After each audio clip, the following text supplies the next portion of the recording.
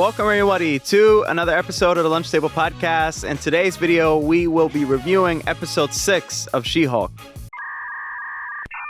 Akram, it's not episode 6 of She-Hulk, it's episode 1 of Just Jen. Yeah, there you go. Feels like every episode is a little bit different. We have a lot of criticisms about it, but for the most part, this episode is kind of chill. But Dylan, please tell us your thoughts on this episode. Yeah, not much to go off. This episode was, it was kind of like entertaining, but it didn't really add much, and that's saying something considering, what we've thought about this show so far. But it was funny sometimes, but other times it just felt like, really corny. We do get some noticeable highlights at the end, and I have some theories about that as well, but tell me, what did you think about this episode? Yeah, it's one of those episodes where I could kind of be okay with not watching. It wasn't really significant, and it's funny that for like the past 2 episodes, ever since like the Daredevil tease has happened, they haven't put like end credits at all. And from leaks, I still keep thinking Matt Murdock's gonna show up for some reason, but they keep postponing it. Yeah, I was like, I think we were like ready to like maybe have an all-nighter just to check it out, and yeah, they skipped it. Yeah, it's a whole wedding episode. It's funny, she had like some self-commentary, and she talked about it's like one of those episodes. I don't know. To be honest with you, the show's kind of like growing on me a little bit. It's not that I'm enjoying it, but I feel like still this show would have been great like if it's like Agents of S.H.I.E.L.D., where we know there's gonna be another season, and they're fast with like putting them out. Because for me, the quality isn't like something of importance, at least from what I could tell on this show. It doesn't seem like that. So I could see it being like Agents of S.H.I.E.L.D., where it's like boom, boom, boom, another one. And I'd be okay with that if it wasn't fast, like, they just put them out there really fast. I don't know. So what else did you think about the episode? It's not one of those shows where I expect so much of it. After the first 3 episodes, I kind of knew what this show was gonna be like, and if you guys want to know more of our thoughts, of course you can watch our other review videos for the series. But yeah, so we have a wedding episode for this episode, and She-Hulk.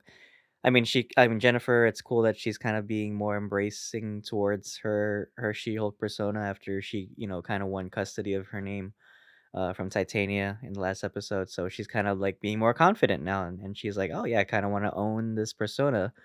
But this episode was more of like a Jennifer Walters episode, which was so funny because the last episode was all about She-Hulk. Now it's all about Jen. Um, I don't know. I was kind of cringing at times. It's like when you go to like your family or your friend's wedding. I don't know. It's just like it's fun, but it's like there's nothing really relevant. The B story to this episode was so her friend Nikki is working with Mallory, and they have this client who calls himself Mr. Immortal. He's actually from the comics. I think he actually was part of the Avengers at one point, and played by the dude who played our favorite character from Book of Boba Fett, the Twi'lek dude. That was kind of funny. I'm not gonna lie. I did like kind of laugh when he jumped out the window. That's how I most wasn't people gonna hold felt. you. Yeah. Right. Literally, that's how I felt watching this series. But it was pretty funny. But I don't know. It was just like another run of the mill episode. It's like, okay, we get it. Like they work with superhuman stuff. It was better than the fucking Asgardian bitch. But it was still it was still kind of stupid. Like he had like 8 wives and 1 husband that like they were trying to get like alimony or some shit. Right. But I don't know. What were your thoughts on it? Yeah, it's all silly fun, I think. It's really weird. Because you have all the silly fun, which I didn't take much away from Mr. Immortal. Except I think he's the embodiment of how people want to, like how people feel like watching this. No, I think it's interesting. I think the whole thing with Jennifer Walters having to force herself, and she feels more confident as She-Hulk. I feel like that's something you kind of expand more on. And it's really interesting because most thumbnails you'll see on YouTube, it's just She-Hulk, right? It's not actually just Jennifer Walters because it gets more views, it attracts people. So there's like this really like meta type of thing going on, and especially she's breaking the fourth wall. It's always commentary on like how do people feel about this show, and I don't know. Some may say that the show's brilliant because of that. Maybe it's trying to do something that everyone else is like overlooking, and then you give it some time, and then you're like, oh shit, yeah, they're doing it this way, and that's awesome, like WandaVision. But at the moment, the way how the releases are scheduled and stuff, and the length of the episodes, I really want to sit on that because that's actually really depressing. She's getting drunk, everyone's like kind of using her, like, oh, Jennifer. But it was really cute later on when she turned to She-Hulk, and I guess it's weird too because the bride she completely did a 180 and she's like, oh, well, she was drunk anyway, but she's like, oh Yeah, she was yeah. definitely drunk. But I mean, Titania was here too. Titania, that I actually like Titania a little bit more now. I don't know. It's just she's kind of funny. I don't know. And they had a fight at the wedding, and I guess that's when everybody was like, "Yeah, hell yeah, we want this spectacle or whatever." I wonder what type of commentary that is though. I wonder if that's like a really depressing thing too. It's like it's cool to see, Mhm. but I wonder if that's actually really sad also. That we have to see like barbarism, and Mhm. whatnot. But Yeah, yeah, give actually, us yeah, I kinda wanted more from that fight, to be honest, because it was actually kinda cool. yeah, Like, I like when the DJ was playing, Electric Slide right, to it, and it was, like, but it was so fast. right. Like, it was kinda corny because, like, she threw, like, one punch and it was over, Hmm. and then she, like, had, like, some fake teeth or some shit. So I wish they would've, like, made it more of, like, a spectacle kinda, but Mm, yeah, not much to say other than that, yeah. but, of course, we should also talk about the last part of the episode, which I really felt like they should have, like, introduced in, like, episode 3, to cook. It kind of felt like now we're getting, like a bigger, like, grander thread at play. So the end of the episode, concludes with Mallory and, Nikki, and they're kinda, like, uh, looking online at these, like, search sites, and they come across this, thing called Intelligentsia, and it's, like, apparently this hate site for She-Hulk or some shit, like, she's getting, like, death threats and shit.